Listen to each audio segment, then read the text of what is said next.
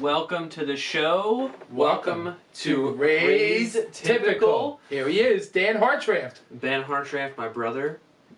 Thank you everyone for coming on the show here and joining us. We are excited to be doing the show with you guys. Oh yeah, absolutely. And we're testing out some new stuff today. Oh yeah. So bear with us as we manage those flexibility. We call it roll with the punches. Yeah, roll with the punches is a good way of putting it. So hopefully we'll see all your comments and posts and whatnot. Yeah. But we wanted to do a brief intro to talk a little bit about the show and explain kind of what the show is and what the point of the show is and what we're trying to do with the show. Yeah. Before we bring our guest on for this week. Absolutely. So I'll give you a little bit of my idea and then I'll let Ben speak for a little bit. But basically, for those who weren't aware, Ben had done a live show in the past, and I really wanted to do something with Ben. And so through various life events that all kind of took place at once, we found ourselves in a place where we could have our own show. And so we sat down and started talking about our ideas and kind of what we thought would be a fun show.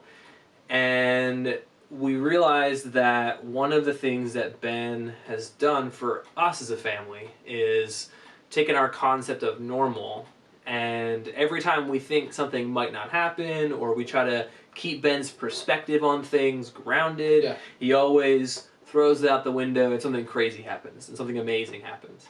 And so the concept for the show was Razed Typical, and the idea that raised with a Z, so R-A-Z-E-D, means to destroy.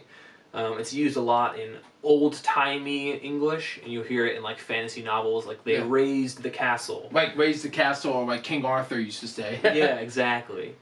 And I always thought that was strange, that raised meant to destroy in that definition. I did not know that. I know, it's very weird, right? Interesting.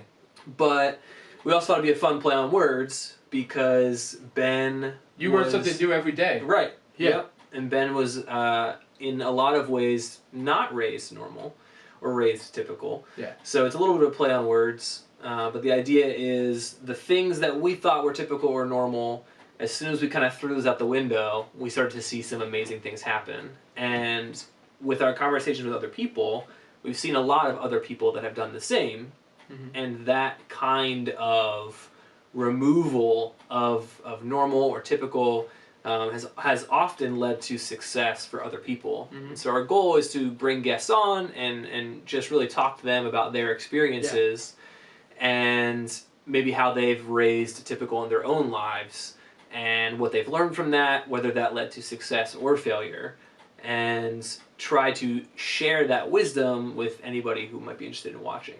So that's the brief kind of better overview of the show. Yeah, oversee. Yeah, exactly. Yeah. Exactly.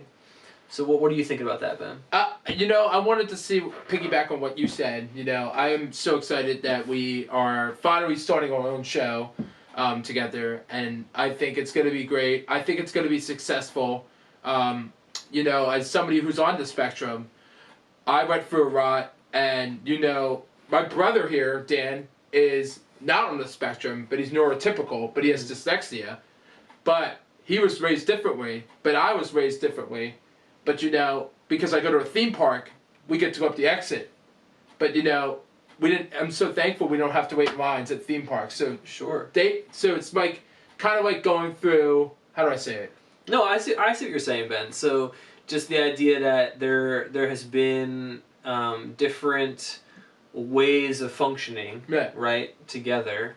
And even though Ben was raised in a home with two neurotypicals, me and my older brother, he still affected the way we were raised, and we affected the way that he was raised. And so that's a big part of our growing up. And that's a big part of who we're having on the show today, and we'll get into that a little bit later. But the show really has developed out of what Ben's been doing with schools. I spoke at a school today. Shout out to Buckingham Elementary School. Golden Knights. Yeah. I went to North Penn, so it reminded me of the Knights. So. I mean, North Penn is undefeated right now. Yeah, there you go. They're playing CV South Friday night. There you go. So yeah, we said we give a shout out to Buckingham Knights. And Ben had a good time speaking there today. Oh, it was a blast. I love the autistic support classes. I like the kids there, and I think they were pretty amazing. And a couple of kids came up and they said, "Can I have your autograph?" And I'm like, well, yeah, you're famous. You signed a bunch of autographs today. My hand was getting tired. It was great. But yeah, I just want to give a shout out to the counselor and the kids. Yeah. The autistic support kids and shout out to the Eagles. Providing the Eagles Autism Challenge medals. Yeah.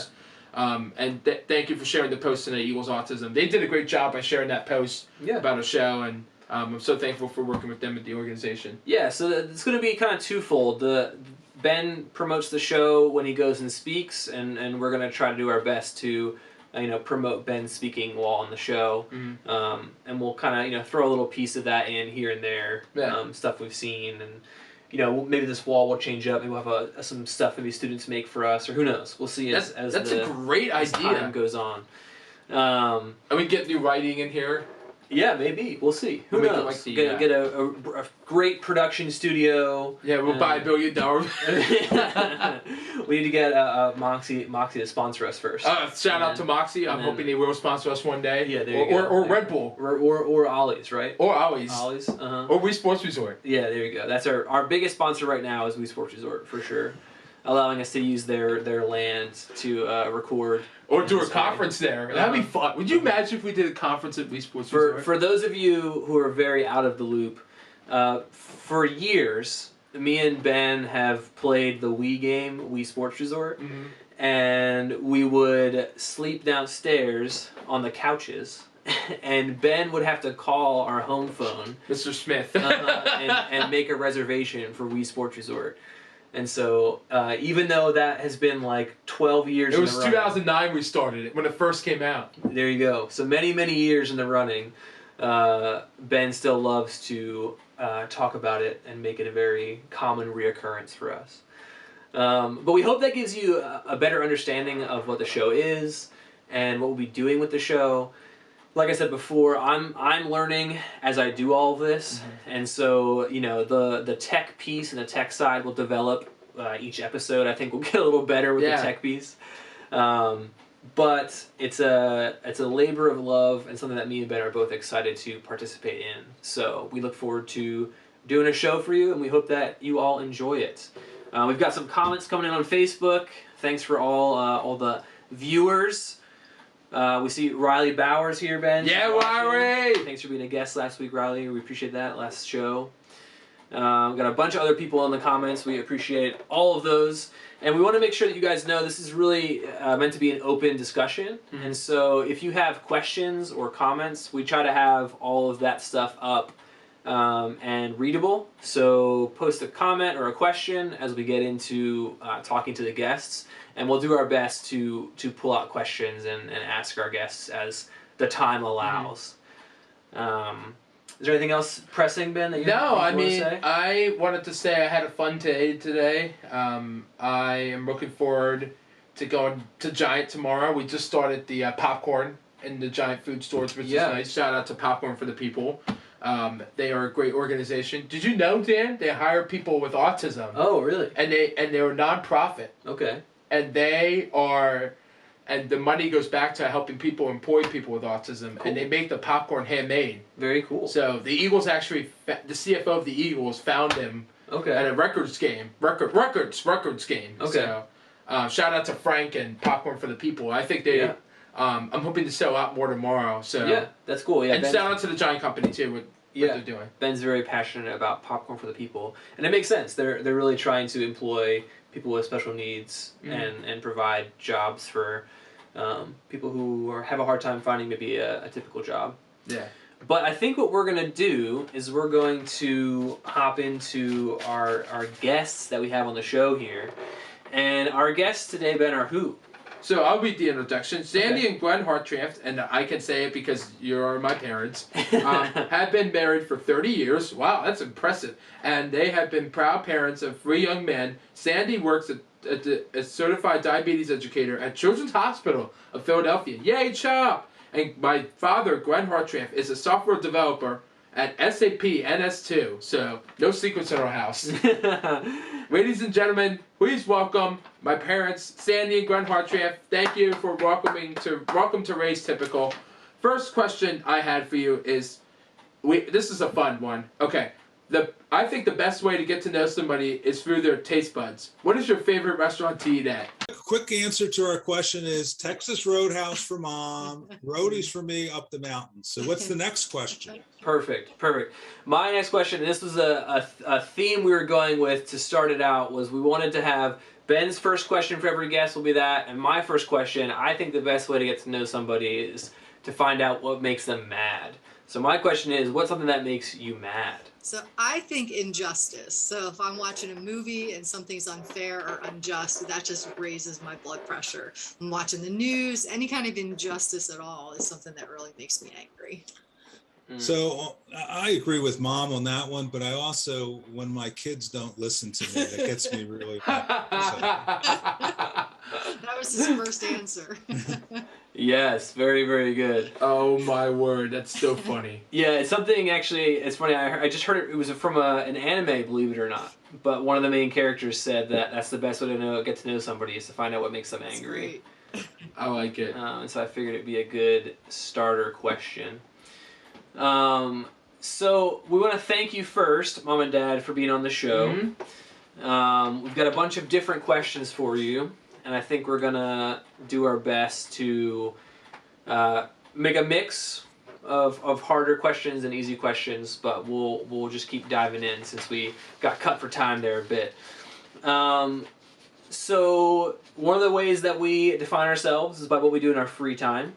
So I'm wondering what one of your hobbies are, or your favorite hobby. I think we'll go with that. What your favorite hobby is. So I love to read in my spare time. I love that a book can take you far away, different places, different times. I love that the characters are waiting right there for me when I have to take a break and come back to it.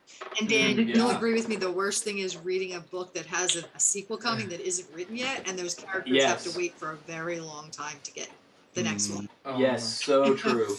So for me, it's not really a hobby, but spending time with family, being able to just do something outside with them, whether it's, throwing the ball around or going to a movie or just sitting around, watching a movie together or TV together, whatever that is. So. Like Transformers or NCIS.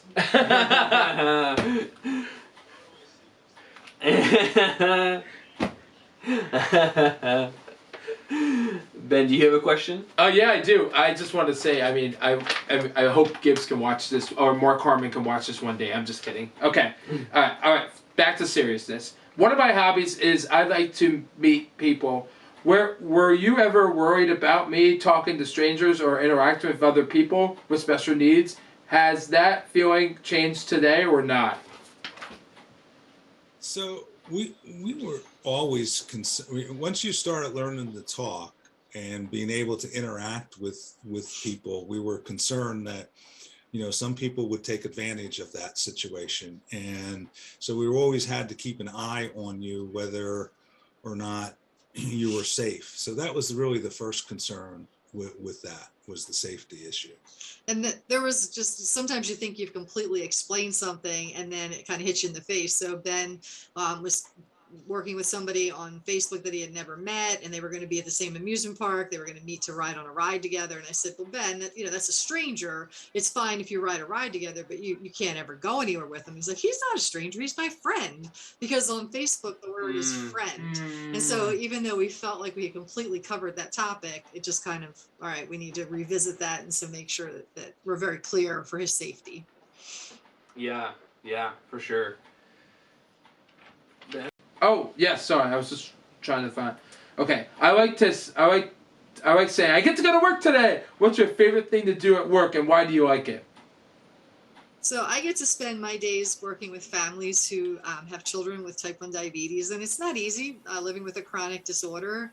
And it makes me really proud of what I do and happy what I do when I finally explain something in a way that makes a difference, or you see a light bulb go off and the person really understands what's happening, and it can make a difference in their outcome. Yeah. So I work with software, and so I do bug fixes. So I felt like I had to come down and help you with that audio problem that you had and try to resolve that. So when I'm able to say, hey, that solved that issue, that really makes me feel good at work, that I'm able to help a customer or a person to resolve their issues. Yeah, I know for me, you guys know I'm working on teaching myself coding, and I've got a lot of friends that code, and I really relate to that because one thing that I hate is not knowing what the problem is. Like, it's not working, and I don't know what the problem is or how to fix it. Yeah. And then finally I fix it, and the feeling of fixing the problem outweighs the frustration of not knowing how to solve the problem. So like I could be endlessly frustrated because as long as I eventually figure it out, that feeling outweighs the frustration. Figuring it out is the key. Yes, exactly. Okay. Yes, let's do this. All right. So when I was younger, I asked you, what is autism? What is your reaction when I asked you that question? So I think there was two levels of response to that. The first was, wow, that he's self-aware enough to know that he has autism. So it was kind of exciting to know that we could explain it. And then there was a little bit of sadness because we had to be able to tell him that his brain worked differently and things probably were going to be a little harder for him. So kind of a balance between those two things. Yeah, I was actually surprised when he asked, kind of thing, you know. But I think it really helps to be able to explain it. And I think Dan and you and Glenn, we had to do that a little earlier to explain it to you guys. So, you know. Yeah, it's definitely something I remember early on, and like it was weird that we had to have a conversation about it. Like I remember that was never something we talked about before, right? And I wasn't super old, but I just remember being like, oh, this is weird that we have to talk about like he's different. Yeah, for sure. Okay, so I was diagnosed with autism at 2 years old. You've been my parents for 8 years already. How did the diagnosis change your parenting style?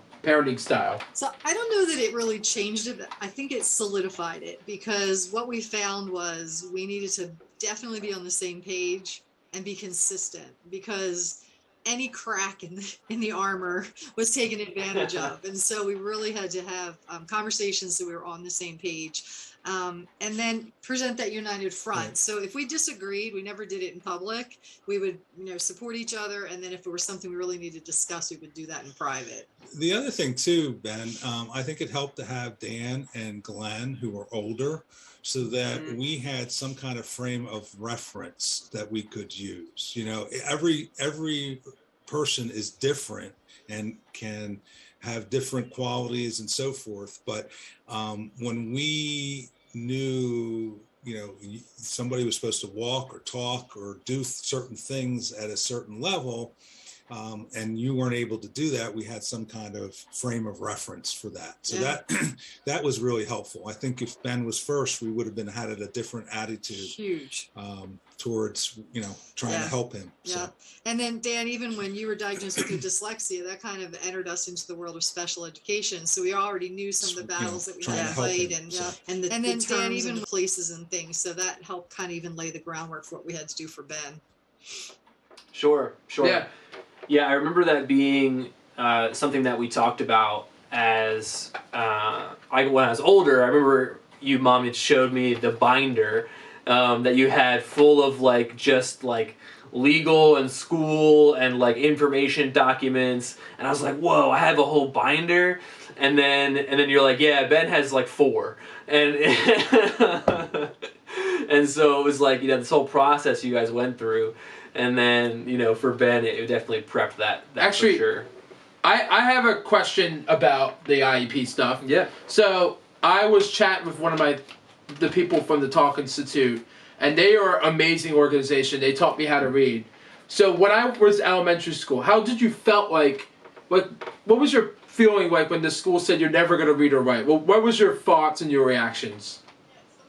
Kind kind of led me into the the next question you were going to ask was something about what was the hardest thing, and for me, we always wanted to maximize what you could do, but not frustrate you. And so there was always this thing like, okay, if you really can't learn to read, we can accept that, we can live with that, but I could never live with that if you could and I didn't press. So where is that line? Where do you press to try and maximize but not frustrate? And that is really how I felt about it. So I wasn't happy that they kind of weren't going in the right direction, but so thankful that God brought the right person in to send us in a different direction so that we could achieve that. Yeah, and I was really frustrated that, to me, reading is really the key to success. So even if you can read at a certain level, you're able to drive, you're able to vote, you're able to do those things that are part of society. And we were at a roadblock at not knowing what to do. Until, Ben talks about it a lot in his talk, that special angel came by and said, hey, I can teach you how to read. So, and then that school saved my life, the Talk Institute. And I know you went to the burn of the teeth of the school district. So that's... Yeah, no, I think it's something I mean, you guys know this, but I work with special needs adults, and I've heard that so many times across the board of where's that line of what they're capable of and what they're not capable of, and how much do you push, and how much is too much and what's not enough. And even, I've said this about Ben many times, but there are definitely issues that Ben have that are special needs related, and then there are issues that Ben has that are just human related, that all humans struggle with, and that kind of desire or whatever nature you may want to call it, you see that, and all the time I'm like, guys, like that's just Ben being human, and I see that in my clients too, where they struggle in that same way. Along with that, because he was a little delayed, those different typical pieces happened like later. So when you see a 12-year-old acting like an 8-year-old, you're like, wow, why are they acting like that? But that's typical 8-year-old behavior, but he didn't do it until he was 12. And then, teenage behaviors, but he's in his 20s acting like a teenager. So yeah, those kind of things just developmentally are different. The other thing that I just thought of is Ben has a learning disability, and it's a disability. It's not a delay, right? So there's going to be things that he can't do that because of that, disability that we had to try to work around and adjust to. Yeah, for sure. You got one more question in this line? I knew you found out I had autism. There were not many books to read about it. What was something that you were worried about after reading the books, and you couldn't find how you felt after that now? So I went to my go-to. I love to read. So when I found out, it was a relief to finally have a diagnosis. So I went for that book, and I'm like, I'm going to find the book that tells me how to handle this and what the outcome is. And that book doesn't exist. So if anybody else is looking for it, it's not written. And it can't be written because if you line up 100 people with autism, you have 100 different versions and shades of it, and what might work well for one person might actually make something else worse. So it was really hard not to be able to put a plan in place, and part of that was my nurse in me. I wanted to have a diagnosis, I want to have a treatment plan, and I want to have an outcome, and that didn't fit with autism either. So that was really frustrating, but I gathered lots of information from lots of different places, and it helps you try different things, and you see if this might work, and you see if you have benefit. And then if not, you move on to something else. And that's... So go ahead, Dad. No, go ahead. I was going to say, that's why I'm excited about when you write the book, Mom. I'm hoping it comes out soon. So, yeah. Yeah, that's a good plug. Mom has written a book, and it's a lot about Ben's journey and what it was like to parent Ben, and actually parent all three of us while parenting Ben. And just some of the crazy stories that we love to tell at family gatherings. And so we're in the process. We have a literary agent, and hopefully We're still waiting to hear on some publications, but anytime we can plug that, we gotta get Mom's book published, Yeah, right? I appreciate that. I would encourage people, though, the reason I even started was my sister-in-law Debbie gave me a journal when Ben was diagnosed, and she said, just keep notes, and it was so helpful. I don't write it in every day, maybe once a month, sometimes months would go by, but when something significant happened, I would write it down, and it really helped in the down times to go back and look at the successes and how God brought things together and how it worked out, to give you confidence and hope that the next hard thing would be helpful too. And now it's really fun to go back and read some of the funny stories.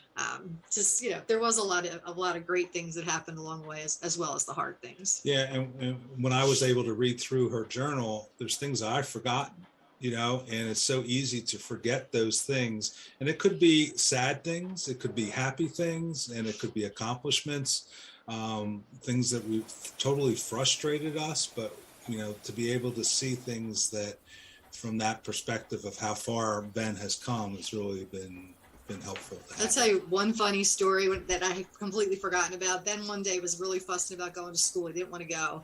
And I just finally said to him, look, Ben, it's against the law. You have to go to school. You have to go to school. And he said, well, why do I have to go to school? Are the police going to come and get me? And at that moment, he looked out and his bus had pulled up and there was a police car behind it, just randomly. He was like, and he got his little backpack and he went down and got on the bus. I'm like, all right, whoever sent that police car, thank you. That is amazing. I love that. That was funny. I'm gonna skip I think ahead. I remember that story. Yeah, I think so too. What I'm year gonna was that? skip ahead a couple questions here, since I snafu'd on the audio. But something that I'm interested in, and we talked about when we were coming up with questions, was Ben at a young age. We mentioned him asking about autism and him having it, how it made him different. And that was something that you two had to tell your parents. We know that people who are watching the show or listening to the show in the future, they may have to have that discussion with their parents. So we're wondering, what was your experience there? And then if you had any advice for people who may have to talk to their own parents about their children now. Really, my parents, and Sandy's parents too, were very happy to have grandchildren. And then when we had to have that discussion, it was, first we thought there was a hearing issue with Ben, and then we had to have the discussion, that he has autism. And 20 years ago or 21 years ago now, no one really knew what exactly that was, and so it was the unknown. People knew some people with autism, but it really didn't know what exactly. It was more, people in that were held in an institution than at home. So that was really a hard discussion that I had to have with my dad and my mom. Mostly my dad, because I just wanted to make sure that he knew that Ben was special, but I didn't know how he was going to take it. Wow. I have a lazy eye, and my dad, when I was probably about 5 or 6 years old, they tried to correct that, but they couldn't. And my dad was very angry at that. So when I heard about Ben with autism, I thought, well, man, he's going to really take that really, really hard. Wow. And I really didn't know what his reaction was, but he just, I don't know whether it was just old age, but was able to, accept it and say, hey, we will be with you guys and help you out. So. Wow. They have a special relationship with all of you. I'm so thankful for their input in our lives. And I guess if I was talking to other people, don't be afraid, be honest, share the information that you can, and then let them in.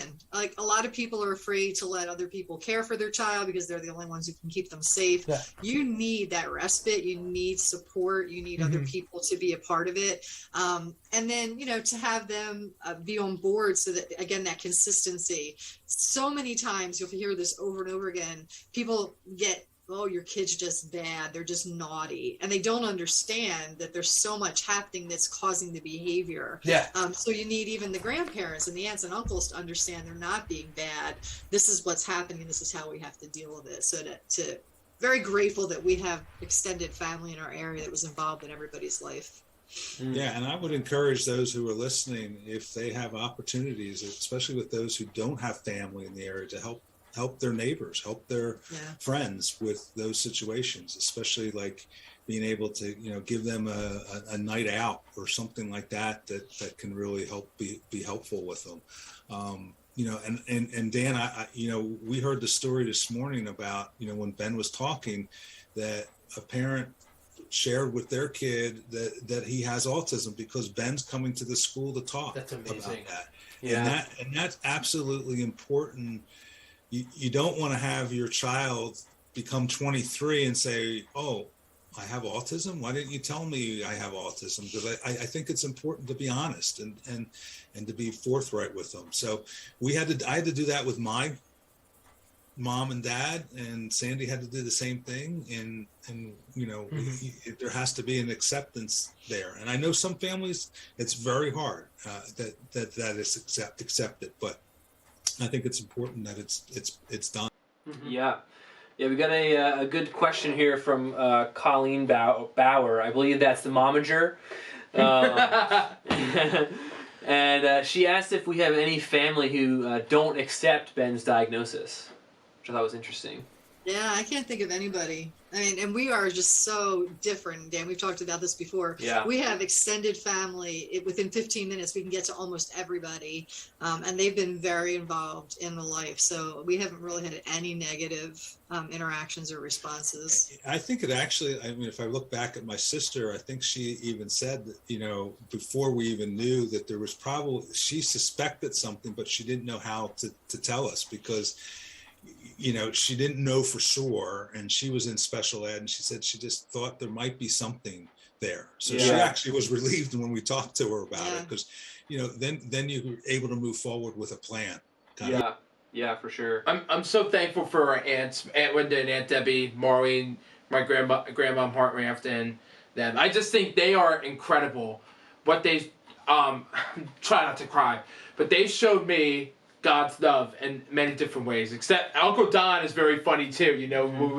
When we sing "Old Dan Tucker" sometimes in the car. Yeah. Yeah, we have had very good experiences with our family, and I've said in the past, it's very funny to me because I didn't realize how strange my family life was until I got to college, and I met some friends, and I was like, "What do you mean you're not seeing your family at Thanksgiving? Like, what do you mean they're not coming over for Christmas?" It was very strange to me because they would our extended family was always around, and we've been very blessed in that way. I think that's helped Ben's growth and development. I'm so thankful to him live in another state because I don't know what we would have been doing. Yeah, very true, very true.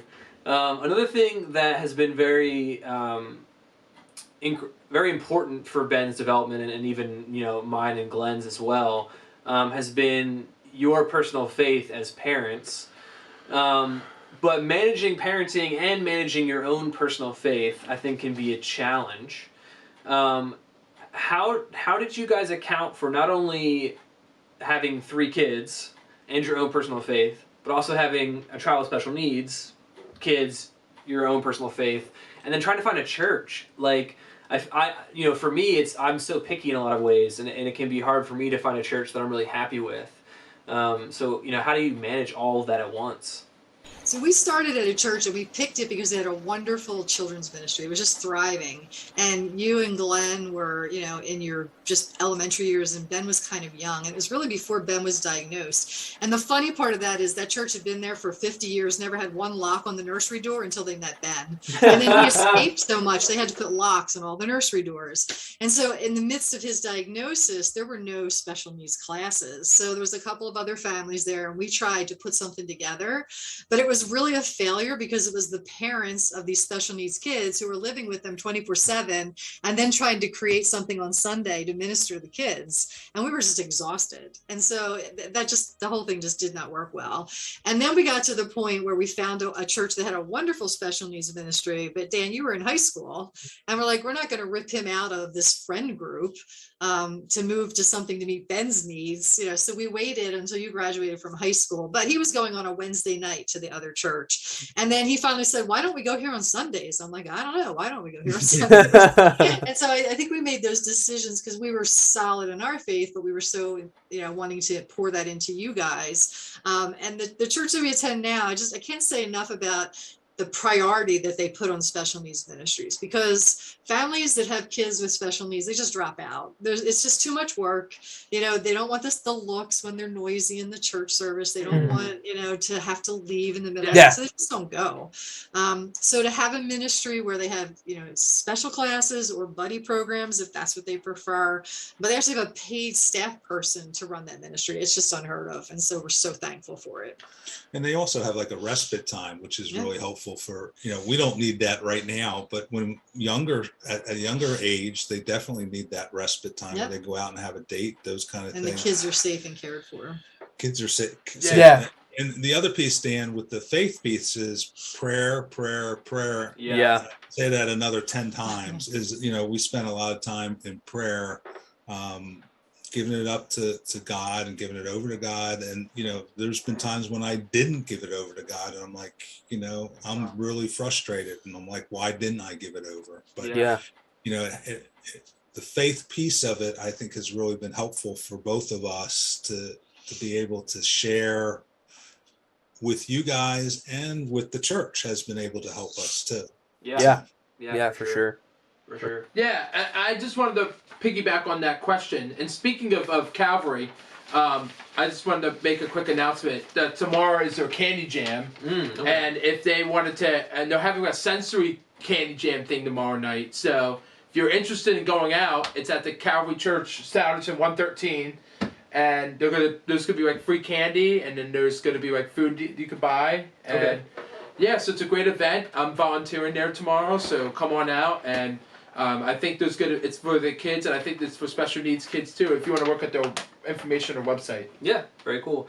So Ben, has Calvary been important to you in any way, Ben? Yeah, Calvary has been a great ministry. I'm just so blessed because the first time I went there, it was 2012. It was 10 years ago. And I remember going in and I'm like, I love this. And then Calvary's just been, like, going to the other church was really hard because I didn't make a lot of friends. And, I really didn't know about the time about how this would work and stuff. And then I never heard of this disability ministry. So then I remember going there and I'm like, I love this church.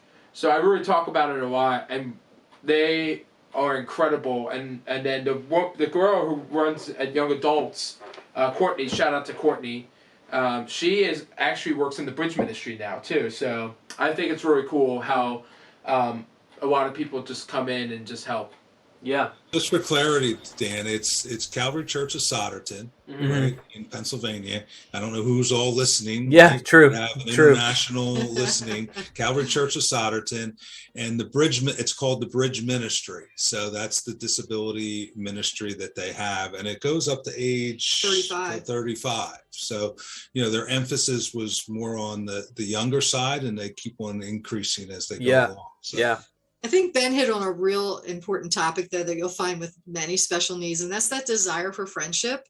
Everybody wants friends, and it's really hard. The one school Ben went to is an hour away. It's hard to have a play date when you're driving, to Reading from Lansdale. And so those things are really difficult. And then that's really what that ministry provides. It's like a youth group opportunity, but it's fun and it's engaging, and there's friendships that are made, and there's typical teens that serve in there. So I think that really meets a need. And it's safe, so we didn't have to worry about it, Yeah, for sure. Yeah. So something that I want to throw at you guys, and you may not have an answer to this, and that's fine, but we've definitely been blessed in the sense that we've had these kind of services in faith and services in special needs that are local enough that we can partake in. What kind of advice would you give to someone that maybe doesn't have that chance to have that local service? I was gonna say one more thing before you. Yeah, sure. I was gonna say there's another ministry called Bethesda, See Jesus, and they are a great ministry, and they meet on Zoom on Monday nights, and then they also their daughter Kim Paul and Joe Miller has a daughter with autism, and she talks on, and she uses her iPad, and they are a great ministry as well, and they talk about how they use the Bible, they do drawing, and I highly recommend checking it out. Felicia is a great friend of mine, and they do a great job with the ministry there too. So there's two things I was thinking of. One is we got involved really young with Special Olympics basketball, and I loved going to that because I sat and talked to those moms, and those were moms of kids that were a little older than Ben, and they would mention something like, wait, I don't know what that is. What is that? And so finding people that are just a little ahead on the journey can really feed you. It may not be stuff that you need, but there's always information that you can glean from them. And then just like back in the day, we didn't have no internet, right? So there's so much accessibility now, and there's more opportunity because there's more diagnosis. So I think there's a lot more available. It's really just finding, what's available, what fits into your schedule, I guess is what I'm trying to say. Yeah, and Dan, what the hard part is, we would go an hour if we knew that this was something that was important. I mean, even yourself with dyslexia, I mean, we took you to a lot of tutors, and so that's important, that there is a commitment there to help, your special needs son or daughter with whatever, that will be helpful, with that. So, yeah. Yeah, for sure. And you know what else? I just feel like when you talk about reading, Wilson actually helped me out too, the phonics after the association method. So I made it all the way to book 12 in the Wilson program. Yeah. So something that's very interesting that we touched on a little bit with Riley when we had her on the show, and I think it's a pretty hot topic now, but people are really interested in advocacy and who can advocate for those with special needs.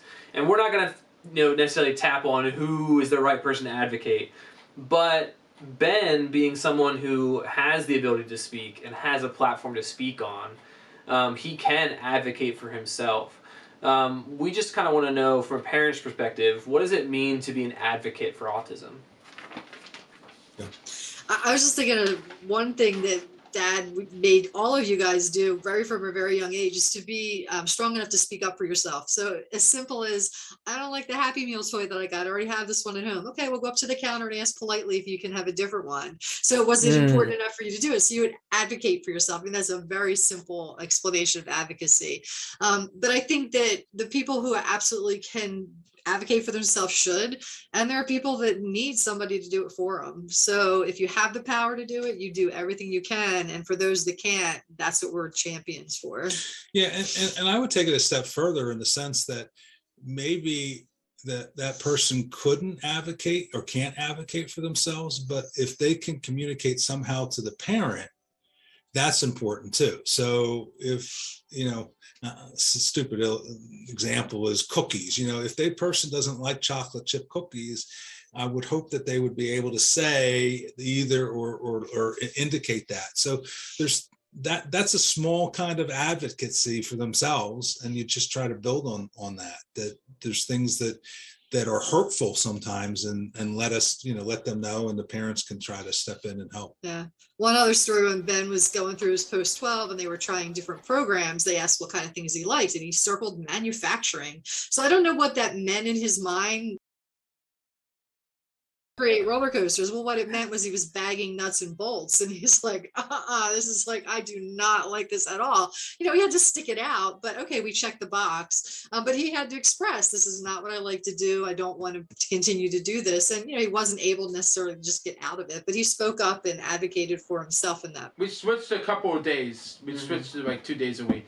And speaking of high school, I just wanted to say, when I was a junior, I had a great English teacher, but then my senior year, I really wanted English in the morning, so I advocated my last day of school at North Penn, and I said, I really want this English teacher. So I pushed really hard, and if I didn't advocate, I would never have gotten him.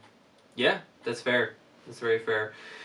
Yeah, it's funny. I remember the Happy Meals toys. I'd never thought about it in the context of advocacy, but I remember that. I remember you guys saying like, "Oh, all right, well then go tell them you want a different one if that's the issue." And then that very clearly became a factor as to if it really matters to you, you will speak out against it. And I think that's, a very simple example, but clearly autism awareness matters highly to Ben because it's something that he's always talking about and always wants to participate in. And I think that is something that's important that I've seen from you guys as parents as well, and I've heard it from Dad even today. Like, if Ben wasn't interested in it, then we wouldn't be doing it. No, I mean, that's just what the company's all about. It's about promoting, and, I love talking to schools, businesses, and organizations. Right. And Dan, I'm hoping to get on Ellen one more time. We're hoping. Ben. I hope you can hear me. I hope you can hear me, Ellen. Ellen. I feel like we're obligated as the family to say, I don't know, Ben. Because things don't happen unless we say that, Like, if we say, oh, it's going to happen, Ben, it doesn't. So we have to doubt you before it happens. And then meeting the president, actually, Joe Biden's in Virginia tonight. That's pretty close. Should we go right now? Actually, I did tag him in the tweet. He can watch on his flight home. There you go. That's what he'll do, I think. But dreams are a big part of our family. Right? Yeah. We have dreams for you, Dan. Dreams for your brother Glenn. Yeah. That's not on this show, and of course, dreams for Ben. And as parents, we want to see you guys succeed. And I think every parent would say that they want to see not only that they can be successful, but be beyond what we have been able to do, so that you can actually be a better person than we are. So we always want to try to help you do that, and that's part of that advocacy piece too, and dreams, right? That are coming up that that we have. So yeah, actually, I was just gonna say about can I tie it in with the dreams? When I was in high school, I remember going up to Mom and saying, Mom, I really want to run for homecoming king. And I remember Mom going like, I don't know, Ben. I don't know if you can do it. So I was just like, it's going to happen. But what were you afraid? What was your afraid, Mom? What were you worried about? Like, you and Dad? Yeah, we always don't want you to be disappointed. We don't want you to be hurt. And so we felt like, wow, if that doesn't work out, I'm going to have to put the pieces back together. And it taught me a lesson to really just kind of let you go and see what happens. And it's okay if you have to learn those hard lessons. That's okay too. But I didn't have to protect you. It was a good lesson for me. Yeah, no, I mean, any of the stuff that you actually, Dan, even you do, like you went to Japan, we weren't, crazy about it, but we're like, oh man, we don't know what's going to happen over there. And that's part of that worry piece. And then, we talked about our faith and prayer, and sometimes we have to just turn that over. But, I'm thinking of Ben even driving and people, when they hear that Ben drives, they're like, what? Like their mouth are wide open because, they don't think about that. But, that took extra effort. But, thanks, also, Dad. It also is something that is important. And Ben, if he couldn't do it, we tried. Right. And if it was to the point where he couldn't drive safely, then obviously he wouldn't have gotten his license. So there's, that's probably where, you got to judge it and say, and make the decision. And sometimes those decisions that you make come back a year or two later that you said, oh, I made that decision. Now you're older. Maybe you can do it. Kind of thing. So yeah. And you know what's so funny? I'm hoping to drive to Dollywood. Go ahead. No, I was just going to say, I was going to give a quick shout out to the Facebook comments. We've got lots of people giving you love, saying you guys are wonderful parents. And then Mrs. Renzi is always shouting out, but she made a good point that not only are you guys great parents, but we've had a great family outside of our family. Lots of people who have come around Ben and us and have supported us from the outside and have helped us develop in a lot of other ways. Yeah, for a big sure. shout out to Mrs. Renzi because she's really helped, especially Glenn Jr. when I remember some things that we were going through, and she gave the exact same answers we did, and Glenn accepted her answer a lot faster. So, but we appreciate those people in our lives that have the same kind of philosophy and are willing to support our kids. So definitely a big shout out to all those folks. Yeah, for sure. So Ben mentioned dreams a little while ago, and I want to kind of wrap that into our couple of final questions here as we're running to the end of our clock. One of Ben's dreams, as we mentioned at the very beginning of the show, was to become a public speaker and to do that full time. And so we stepped out in faith and started Benergy One presentations. Yes! The shirt that me and Ben are wearing. Oh, yeah. And Ben's had a chance now to speak at many schools and has many more coming up, and he's very excited about that.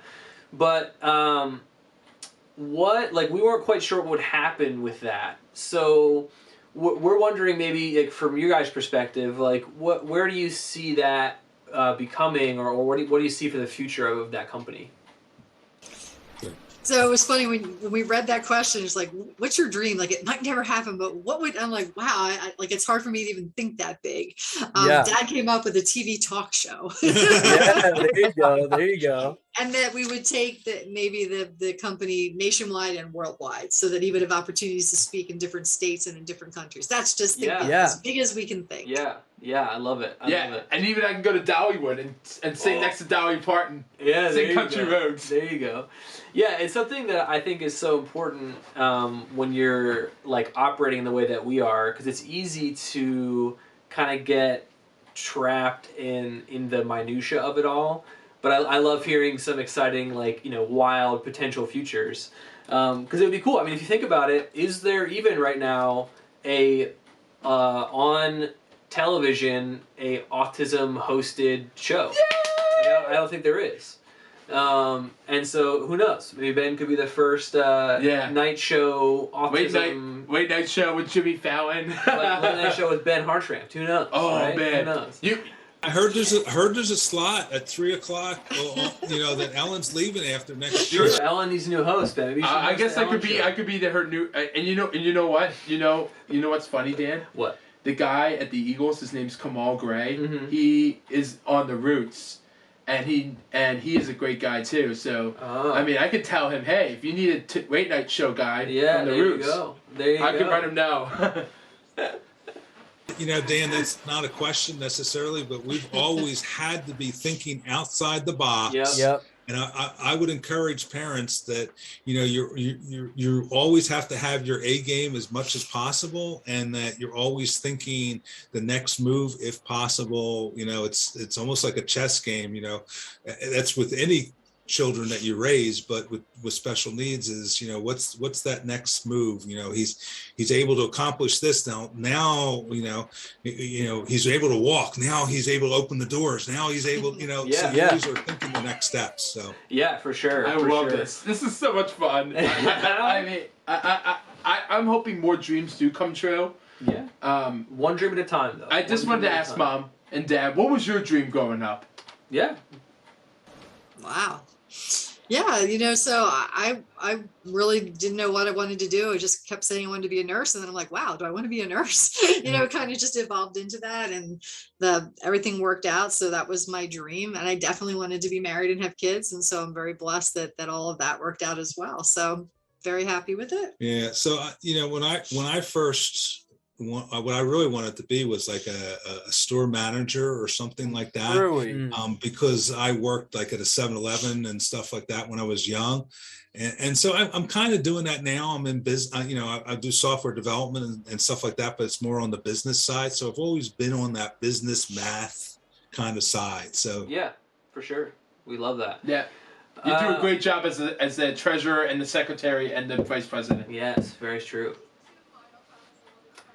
Yeah. No, so I was going to kind of get to our wrapping up questions here. So we'll get to those for sure, because I always want to end with that concept of anything you guys want to end with. But now that you guys are older, right, and you've kind of been through it, and you've talked about how parents who are further down the line helped you, what's like one maybe like important tidbit that you could throw at a younger parent who's maybe going through that process you did? I appreciate that. So that was one of my ideas. One is that I really stressed about decisions. Can you imagine that, Dan? I stress about anything. I can't know, imagine that at all. Imagine it. But it's one of my weaknesses. I'm a fretter, and so every time I had to decide, is this the right program? Is this the right medication? Is this the right teacher? Is this the right doctor? It was just such a heavy burden. And one of the wonderful people, Marge, I'll shout out to Marge from Easter Seals, and she said, "Look, no one decision is fatal. You take all the information that you have, you make the best decision you can." You go for it. And if it isn't right, then you recorrect that course going down the line. So just to take some of that pressure off of all the decisions that have to be made, you just try your best. And if it's not exactly the right one, you can always make a different choice next time. Yeah, and go along with that is to keep on trying, keep on working, keep on moving forward with that, and really reach out to those who've gone before. Sandy and I have been willing to talk to parents. So if people online who have questions, please reach out to the website. We can try our best to answer those kind of questions or direct them. There is some great resources, and each state has their own, different pieces. So, but, to direct people where they're at, and like Sandy said, nothing is final. And just keep on trying, different pieces, whether it's, whatever program that is, and if something's working, keep on tweaking it and testing it and so forth. Yeah, for sure. Yeah. So I'll leave the floor to you there, Mom. What we'll do is we'll let you say the last piece you want to say, and then we'll leave it open to maybe some questions. So I'm saying that now, so people in the comments, if you have any like burning questions, feel free to write those out. And some of the things we'll that do a Ben little bit of does, time there. and this is the point. We're We're real, I don't want anybody to think this is going to cakewalk. There's some great things that happen, and there's some embarrassing things that happen, and that's part of family. There are some really, really hard times and some really, really difficult things that we went through. And I don't want to say some of the stuff that's embarrassing or whatever, but just please know that it was not just an easy journey.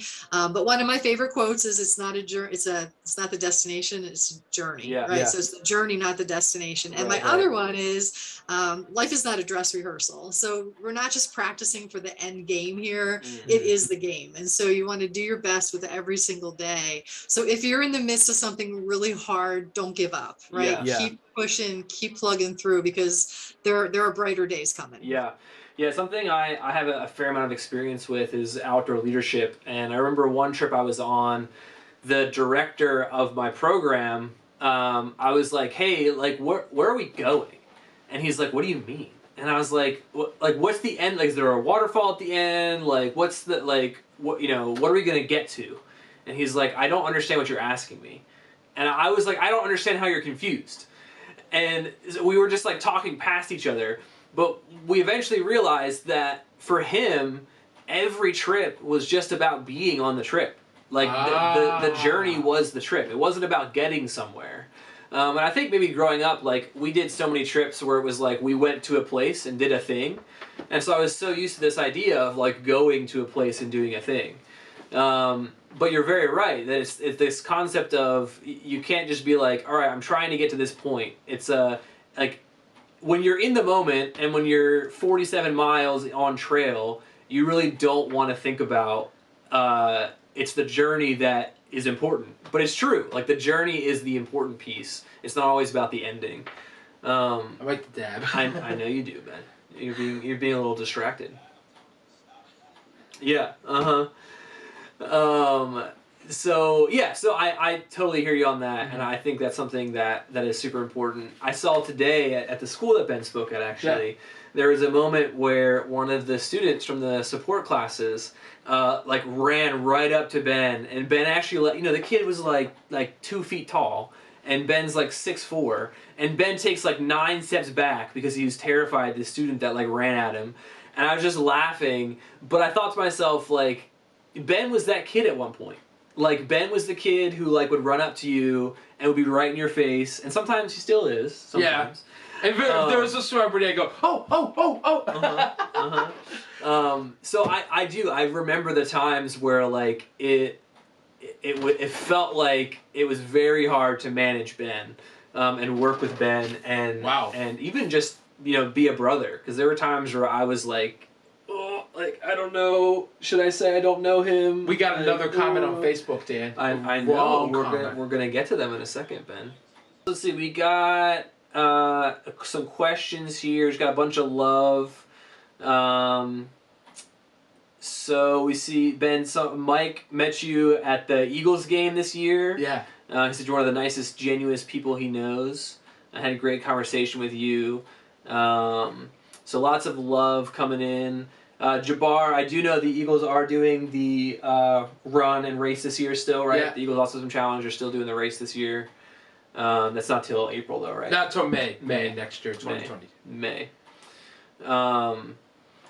But yeah, I think a big part of the show and a big goal that we have is to, Ben really likes famous people, as he mentioned a little bit ago. But no matter who's on our show, we really want to pull out the experiences that person had. Yes. And share those with everybody. Absolutely. And so, the show sometimes might feel a little personal, and that's the goal, because we want to have kind of that open discussion and share those experiences. Yeah. Because for us, those experiences were so important and really helped develop us. And I know, even personally, there are a handful of mentors that I have that have shaped my outlook on life, but they didn't impart some mind-blowing wisdom. They just shared with me how they function and how they live. And really that sometimes is just the best that we can do is how do we function and how do we live through a certain situation. And sharing that with someone can often really help them. Just like that one mom today said that she felt comfortable to talk to her child about their diagnosis. I think that was pretty cool. I mean, when I heard that story, I was like, wow. We need more people like that in the world. Yeah, for sure. For sure. So I think from here we'll Can I just say my final thoughts? Yeah, you can, Ben. Go So ahead. I just wanted to say to everybody out there, having autism is really not a bad thing, and it doesn't characterize who we are. Everybody is unique and special, just like a rainbow. And I wanted to thank my mom and dad for coming on tonight. And you know what, guys? Let's be kind to one another. Let's go out there this week. Go do something tomorrow. Go hold the door. Go buy somebody a cookie. Go buy somebody a candy. I don't care. Let's go buy somebody lunch. Just go be kind this week. All right, guys? Amen to that. We want to thank Glenn and Sandy, our parents, for being on the show. It means a lot that you guys are willing to come on and talk about our skeletons in the closet. So thank you guys again.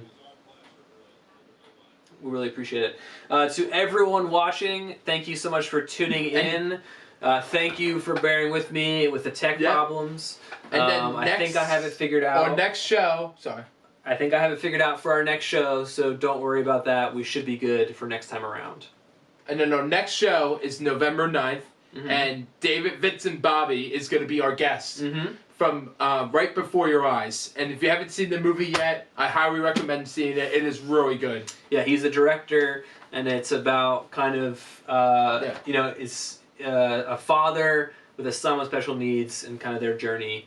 And he's going to be on the show next, the 9th? Right, yeah. November 9th. Same time, same places. We'll see you then. And you have a great Halloween, everybody, if I don't see everybody. Yeah, for sure. Thank you so much for watching, everyone, and we'll see you in a couple weeks. Bye-bye.